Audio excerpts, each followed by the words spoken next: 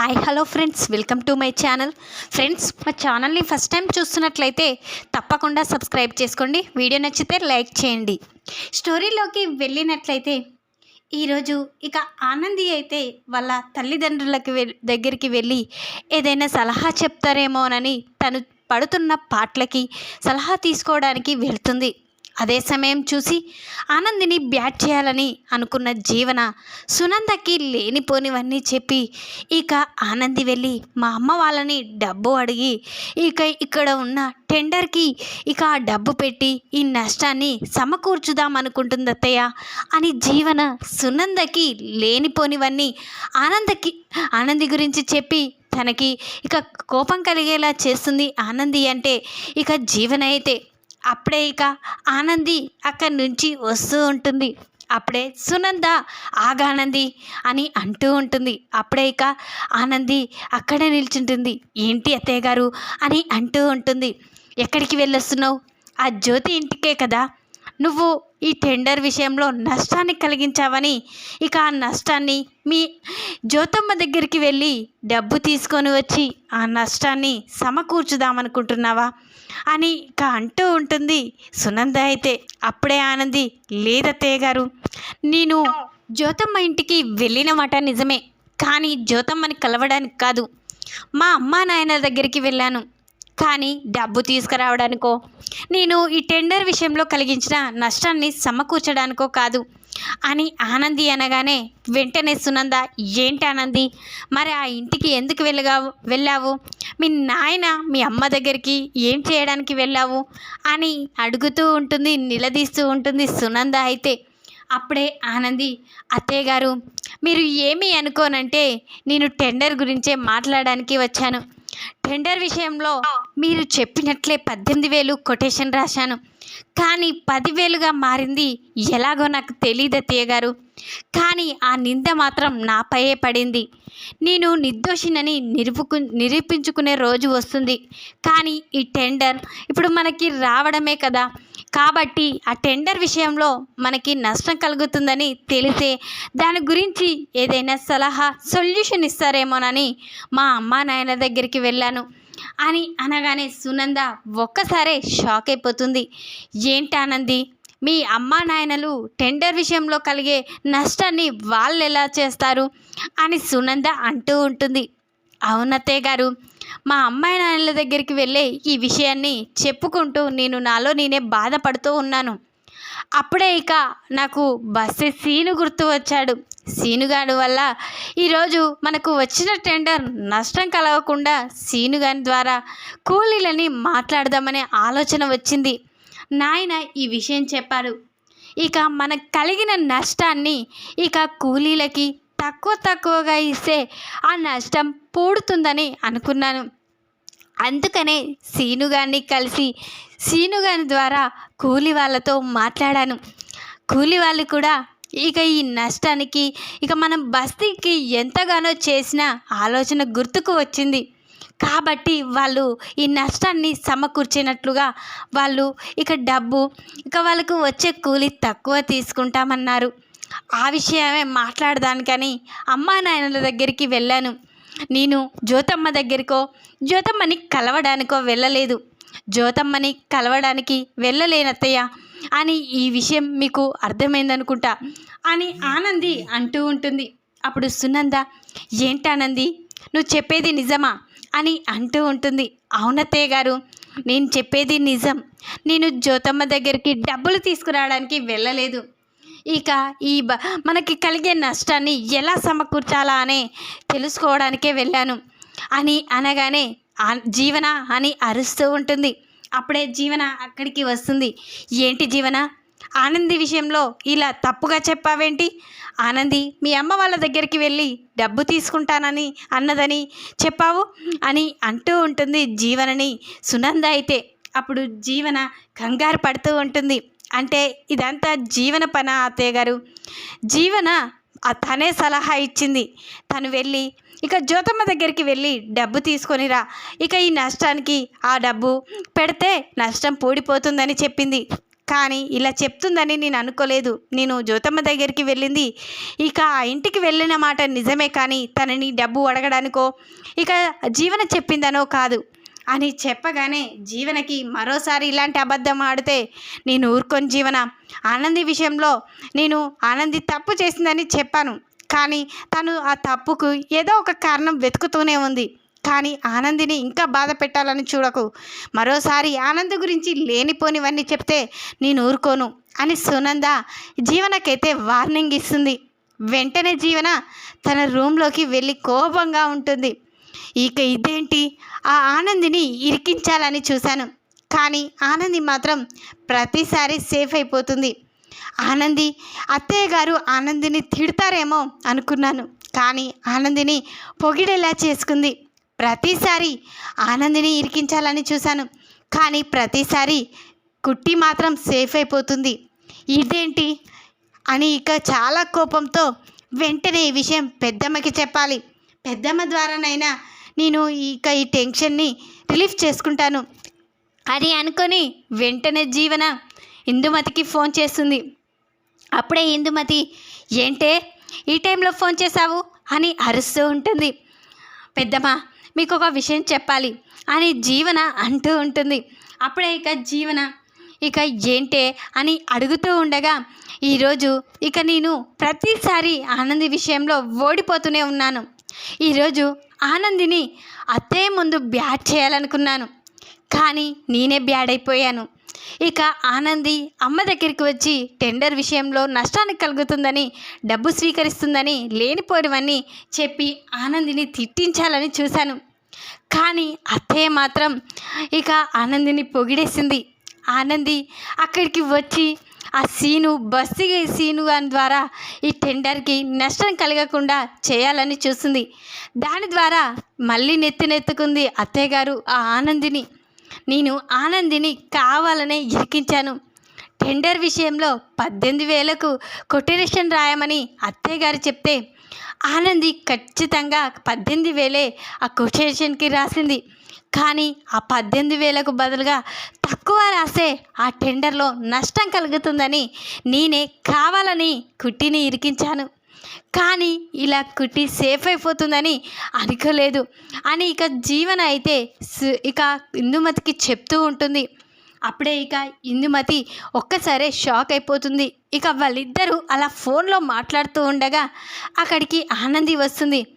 ఇదేంటి ఆనంద్, జీవన్ ఏంటి ఫోన్లో మాట్లాడుతుంది, ఎవరితో, ఇందుమతి అమ్మతోటేనే అనుకుంటా అని వెళ్ళిపోతూ ఉండగా, ఇదంతా నేను ప్లాన్ తోటే చేశాను, ఇక ఆనందిని ఆ కుట్టిని ఇరికించాలనే చేశాను పెద్దమ్మ, కానీ ఇది మాత్రం మళ్ళీ సేఫ్ అయిపోయింది అని చెప్తూ ఇక జీవన అయితే ఆనందికి దొరికిపోతుంది.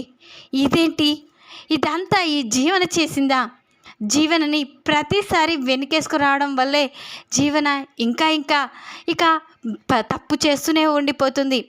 ఆ రోజు డబ్బు విషయంలో నేను అత్తయ్యకు చెప్పకుండా ఉండడమే పొరపాటు. ఆదిత్య గారికి నేను అత్తయ్యకి చెప్పొద్దని చెప్పాను, కానీ ఇలా చెప్పకుండా ఉండడం ద్వారా మళ్ళీ ఈ జీవన ఇక ఇలా చేయడం ఇంకా ఎక్కువైపోతుంది. లేదు, ఈ విషయం అత్తయ్య గారికి చెప్పవలసిందే. ఇక అత్తయ్య గారికి నేను నోటితోటి చెప్తే వారు నమ్మరు. ఇక జీవన విషయంలో ఇక జీవన అలా ఎందుకు చేస్తుందని నిలదీస్తూ ఉంటుంది. కాబట్టి అత్తయ్య గారికి ఎలాగైనా ఈ జీవన గురించి తెలిసేలా చేయాలి, అంటే సాక్ష్యాలతో నిరూపించాలి. సాక్ష్యాలతో నిరూపిస్తేనైనా అత్తయ్య గారు నేను నిర్దోషినని ఇక ఏ నిందలు ఇక నా మీద పడకుండా నేను చూసుకోగలుగుతాను అని ఇక ఆనంది ఇక వెంటనే జీవన ఇందుమతితో ఫోన్ మాట్లాడడం గమనించింది కదా, వెంటనే ఫోన్లో వీడియో తీస్తూ ఉంటుంది. ఇదంతా జీవన పని. జీవనని ఇలా వదిలేస్తూ ఉంటే ఇంకా నెత్తుకుతుంది. ఈరోజు నన్ను బ్యాట్ చేయాలని అత్తయ్య ముందు చూసింది, అత్తయ్య గారు నన్ను బయటికి పంపించాలని చూసింది. ఇక నన్ను ఈ ఇంట్లో నుంచి పంపించేసి తను కోడలుగా పెత్తనం చెలాయించి ఇక ఈ ఇంటిని ఒక ఆట ఆడుకుందామని చేస్తుంది. ఇదంతా అత్తయ్య గారికి తెలియకుండా నేను ఇంకా నా మనసులోనే దాచిపెట్టుకుంటే ఇక నా మీద నింద పోదు, అటు పక్క ఇక నేనే నిందితురాలైపోతాను, అటు జీవన ఇక ఇలా చేయడం ఇంకా ఎక్కువైపోతుంది, ఎవరి మాట వినదు. కాబట్టి జీవన గురించి అత్తయ్య గారికి చెప్పాలి అని ఈ వీడియో ఫోన్లో అయితే తీసేస్తుంది. వెంటనే జీవన ఈ విషయం అత్తయ్య గారికి చూపించాలి. ఇక అత్తయ్య గారి ముందు నేను ఏ తప్పు చేయలేదని నిరూపించుకోవాలి. ప్రతిసారి జీవన ప్రతి తప్పు చేస్తూనే ఉంది. ఆ రోజు బ్రీఫ్ కేస్లో ఉన్న డబ్బు తీసి కూడా ఇక నాపై మాటలు పడాలని, నేను నిందమోయాలని చూసింది. ఆ రోజు సీసీ ఫుటేజ్ ద్వారా నిజమైతే తెలిసిపోయింది. కానీ ఈరోజు నేను ఇలానే నా మనసులో పెట్టుకుంటే ఈ నిజం ఎప్పటికీ బయటపడదు, ఇక నేనే దోషైపోతాను. కాబట్టి ఈ నిజాన్ని అత్తయ్య గారికి ఖచ్చితంగా చూపించాలి అని ఇక అనుకుంటూ ఉంటుంది. ఇక ఆనంది అయితే ఈ ఫోన్లో వీడియో కానీ మళ్ళా తర్వాత సీసీ ఫుటేజ్ కూడా ఉంది కదా, సీసీ ఫుటేజ్ని కవర్ చేస్తూ వచ్చిందా, అయితే ఈ ఫోన్లోనే ఈ వీడియోనే అత్తయ్య గారికి చూపిస్తే అత్తయ్య గారు ఇక నేను ఏ తప్పు చేయలేదని తెలుసుకుంటారు అని ఇక ఆనంది అయితే అనుకుంటుంది. వెంటనే ఆనంది ఫోన్ తీసుకొని హాల్లోకి వస్తుంది. అప్పుడే ఇక ఆదిత్య అక్కడికి వస్తాడు. ఏంటి ఆనంది, ఏంటి అంత కంగారుగా కనిపిస్తున్నావు అని అంటూ ఉంటాడు. అప్పుడే అవును ఆదిత్య గారు, నేను ఈరోజు తప్పు చేశాను, ఇక నేనే టెండర్ విషయంలో ఇక నేను నష్టాన్ని కలిగించాలని 18,000కు బదులుగా 10,000కి కొటేషన్ ఇచ్చానని అత్తయ్య గారు నన్ను ఎన్నో మాటలు అంటున్నారు కదా, నా వల్ల ఈరోజు ఇక మన కంపెనీకి లాస్ కలుగుతుందని అత్తయ్య గారు అనుకుంటున్నారు కదా, ఇదంతా నేను చేయలేనని నిరూపించుకోవాలన్న ఆతృతగా ఉంది ఆదిత్య గారు అని ఆనంది అంటూ ఉంటుంది. అప్పుడే ఆదిత్య ఏంటి ఆనంది, నువ్వు తప్పు చేయలేవని ఎలా నిరూపించుకుంటావు, నిజంగానే నాకు కూడా తెలుసు నువ్వు ఏ తప్పు చేయవు, ఈ కుటుంబానికి ఎంతో చేశావు, అలాంటిది టెండర్ విషయంలో నువ్వు ఈ తప్పు చేశావంటే అమ్మ నమ్మినా నేను నమ్మలేను, అమ్మ నమ్ముతుందేమో కానీ నిన్ను మాత్రం నేను అలా నువ్వు తప్పు చేశావంటే నమ్మలేనానంది. కానీ అమ్మకి నిజం చెప్పాలంటే సాక్ష్యం కావాలి, సాక్ష్యం మన దగ్గర లేదు, ఎవరు చేశారో తెలీదు అని ఆదిత్య అంటూ ఉంటాడు. అప్పుడే ఆనంది లేదు ఆదిత్య గారు, ఈరోజు నేను సాక్ష్యాలు సంపాదించాను, ఇది ఎవరు చేశారో తెలుసుకున్నాను అని అనగానే ఒక్కసారే ఆదిత్య షాక్ అయిపోతాడు. ఏంటి ఆనంది, ఇదంతా ఎవరు చేశారు, మన ఇంట్లో వారి పని అయితే అవుతుంది కానీ బయటి వారు ఇంట్లోకి ఎవరు రాలేరు కదా అని ఆదిత్య అంటూ ఉంటాడు. అప్పుడే ఆనంది అవునాదిత్య గారు, ఇది మన ఇంట్లో వారి పనే అని అనగానే ఒక్కసారే షాక్ అయిపోతాడు ఆదిత్య. అయితే ఏంటి ఆనంది, మన ఇంట్లో వాళ్ళు మనమ్మ తప్ప ఎవరు లేరు కదా, ఎందుకు మన ఆఫీస్కి మన టెండర్ విషయంలో నష్టాన్ని కలిగించే వాళ్ళు ఎవరు అని ఆదిత్య అంటూ ఉంటారు. ఇక ఆ రోజు ఆ మామయ్య గారు బ్రీఫ్ కేస్ ఇచ్చి డబ్బు దాచిపెట్టమని చెప్పారు. నేను పదిలంగా బీర్వాలో ఆ బ్రీఫ్ కేస్ని తీసుకువెళ్ళి దాచిపెట్టాను, కానీ అది తీసుకువచ్చే సమయానికి అందులో డబ్బు లేవు. ఇక ఆ సమయంలో ఆ డబ్బు నేనే తీశానని అందరూ అనుకున్నారు. కానీ ఆ తరువాత సీసీ ఫుటేజ్ ద్వారా ఇక నిందితురాలు ఎవరో తెలిసిపోయింది. ఇక అదేవిధంగా ఈ టెండర్ విషయంలో కూడా నిందితురాలు ఎవరో తెలిసిపోయింది ఆదిత్య గారు అని అనగానే ఆదిత్య షాక్ అయిపోతాడు.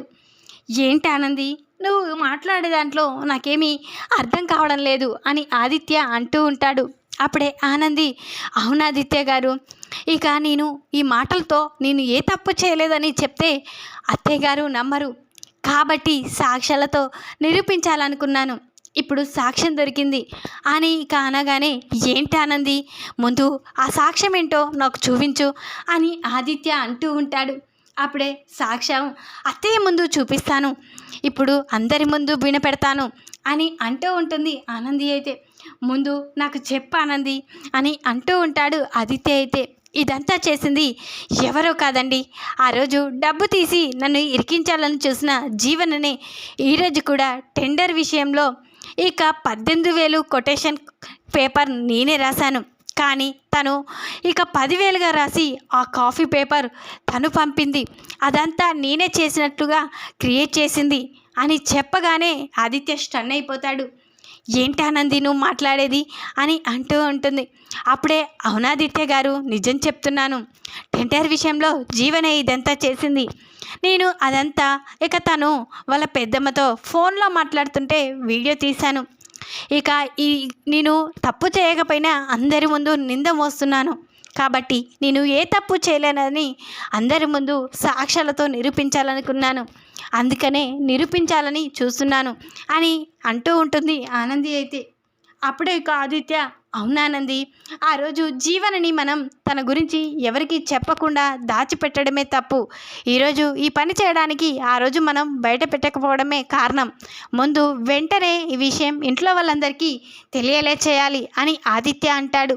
వెంటనే అక్కడికి సునంద, శశికాంత్, చైతన్య, జీవన అందరూ వస్తారు. అప్పుడే ఇక ఆనంది ఏంటి ఆనంది, ఏంటి ఆదిత్య, ఏం జరిగింది అని అంటూ ఉంటారు. అత్తయ్య గారు, ఎన్ని రోజులు మీరు టెండర్ విషయంలో నేనే ఇదంతా చేశానని, ఇక మనకి నష్టాన్ని కలిగించేలా నేనే చేశానని మీరు అనుకుంటున్నారు కదా. నేను తప్పు చేసిన దానిలా అందరి ముందు నిలబడ్డాను కదా, కానీ నేను ఏ తప్పు చేయలేదని నిరూపించుకోవడానికి ఒక సాక్ష్యం ఉంది అని ఆనంది అనగానే ఒక్కసారే షాక్ అయిపోతుంది సునంద. అయితే అప్పుడే ఏంటి ఆనంది అని అంటూ ఉంటుంది. ఈ వీడియో చూడండి అత్తయ్య గారు, మీకే ఎవరు తప్పు చేశారో ఎవరు తప్పు చేయలేదో తెలిసిపోతుంది అని ఆనంది అంటూ ఉంటుంది. అప్పుడే సునంద ఆ ఫోన్ తీసుకొని వీడియో చూస్తుంది. ఒక్కసారే షాక్ అయిపోతుంది. జీవనే ఇక కావాలని ఆనంది విషయంలో 18,000 కొటేషన్ రాసిన ఆనందికి ఇక తప్పు చేసిన దానిలా ఇక 10,000 రాసినట్లుగా జీవన రాసేసి ఆ నింద ఆనందిపై నెట్టేసింది. ఇదంతా వీడియోలో ఇక సునంద అయితే చూసేస్తుంది. ఒక్కసారే షాక్ అయిపోతుంది. ఏంటి ఇదంతా ఈ జీవన చేసిందా? జీవన ఎంత మంచిగా ప్రవర్తిస్తుంది ఇంట్లో, ఇలా చేయడం ఎందుకు అంటే ఆనందిని బయటికి పంపించేసి ఈ ఇంట్లో కోడలిగా పెత్తనాన్ని చెలాయించామనుకుందా. ఇక ఈ జీవన్ని వదిలిపెట్టకూడదు అని ఇక చాలా కోపంతో వెంటనే జీవన దగ్గరికి వస్తుంది సునంద. అప్పుడే జీవన కంగారు పడుతూ ఉంటుంది. ఇదేంటి అత్తయ్య గారేంటి ఇక్కడికి వస్తున్నారు, చాలా కోపంగా ఉన్నారేంటి అని అనుకుంటూ ఉంటుంది. అప్పుడే సునంద జీవన చెంప పలగొడుతుంది. అప్పుడే ఏంటి అత్తయ్య గారు నన్నెందుకు కొడుతున్నారు అని జీవన అంటూ ఉంటుంది. ఈరోజు మన కంపెనీకి టెండర్ విషయంలో నష్టం కలిగేలా చేసింది ఆనంది అనుకున్నాను, కానీ ఈ ఫోన్లో ఉన్న వీడియో ద్వారా అసలు నిందితురాలు ఎవరో తెలుసుకున్నాను. ఈరోజు ఇలా చేయడానికి కారణం ఎవరో తెలుసుకున్నాను. నేను అనవసరంగా అంతగా తెలిసిన ఆనంది ఏ తప్పు చేయదని తెలిసిన ఆనందిని నిలదీశాను, కానీ ఇక ఆనందిని అపార్థం చేసుకున్నాను. తన మంచితనం గురించి తెలుసుకోలేకపోయాను, కానీ అసలు చేసిన వాళ్ళు ఎవరో నాకు తెలిసిపోయింది. ఇదంతా నువ్వే కావాలని చేశావు అంటే ఆనందిని బయటికి పంపించాలని, ఈ ఇంట్లో కోడలిగా నీదే పై చేయి ఉండాలని చేశావు కదా అని ఇక సునంద అయితే జీవన చెంప పలగొడుతుంది. మరోసారి ఈ తప్పు రిపీట్ అయితే ఈ ఇంట్లో నుంచి బయటికి పంపించేశాను, మరోసారి ఇలా రిపీట్ కాకూడదు. ఆనంది విషయంలో ఆనందిని ఇరికించాలని చూస్తే నేను ఊరుకోను అని ఇక సునంద అయితే జీవనకి వార్నింగ్ ఇస్తుంది. అప్పుడు చైతన్య చూసావు కదమ్మా ఇదంతా ఎవరు చేశారో, ఆనంది వదిన ఏ తప్పు చేయదు, ప్రతిసారి మన కుటుంబానికి పరువు కాపాడాలని ఎన్నో చేసింది. అలాంటి వదినని మీరు అసలు ఎవరు చేశారో అసలు ఎవరు కారణమో తెలుసుకోకుండా వదినని చాలా మాటలు అన్నారు, కానీ అసలు నిందితురాలు ఈ జీవన అయిపోయింది. జీవనని ఊరికే వదిలిపెట్టకూడదు. మరోసారి ఇలాంటి తప్పు చేసిందంటే తనని మాత్రం ఈ ఇంట్లో ఉండడానికి నువ్వు ఒప్పుకున్నా నేను మాత్రం ఒప్పుకోను. వదిన ఏ తప్పు చేయకపోయినా తనపై ఇంత నింద వేసింది, ఇక ఎన్నో మాటలు అనేలా చేసింది. ఇలాంటి దాన్ని ఇక వదిలిపెట్టకూడదు, ఖచ్చితంగా తనని ఇక వదలకూడదు అని ఇక చైతన్య కూడా అంటూ ఉంటాడు. ఇక ఆదిత్య కూడా అవును మమ్మీ, ప్రతిసారి తప్పులు చేసుకుంటూ వస్తుంది కాబట్టి ఇక ఈ జీవనని ఇదే లాస్ట్ ఛాన్స్తో వదిలేయండి. మరోసారి ఇలే తప్పు మరోసారి చేసిందంటే ఎవరినో ఒకరిని ఇరికించాలని చూసిందంటే ఈ ఇంట్లో తనకి స్థానం లేదు, ముందే నేను చెప్తున్నాను అని ఆదిత్య కూడా వార్నింగ్ ఇస్తాడు. ఇక సునంద అయితే అందరూ ఇంట్లో వాళ్ళు నీకు ఇదే లాస్ట్ ఛాన్స్ అని చెప్పేశారు కాబట్టి మరోసారి నువ్వు ఏ తప్పు చేసినా ఈ ఇంట్లో కాదు, నీ స్థానం గుమ్మం బయటే ఉంటుంది. అని ఇక వార్నింగ్ అయితే ఇచ్చి సునంద అయితే ఇక ఆనంది ఏ తప్పు చేయలేదని తెలుసుకుంటుంది ఆనంది చూపించిన వీడియో ద్వారా. ఈ వీడియో కనుక మీకు నచ్చినట్లయితే లైక్ చేయండి. మరిన్ని వీడియోల కోసం ఛానల్ని సబ్స్క్రైబ్ చేసుకోండి ఫ్రెండ్స్. Thanks for watching.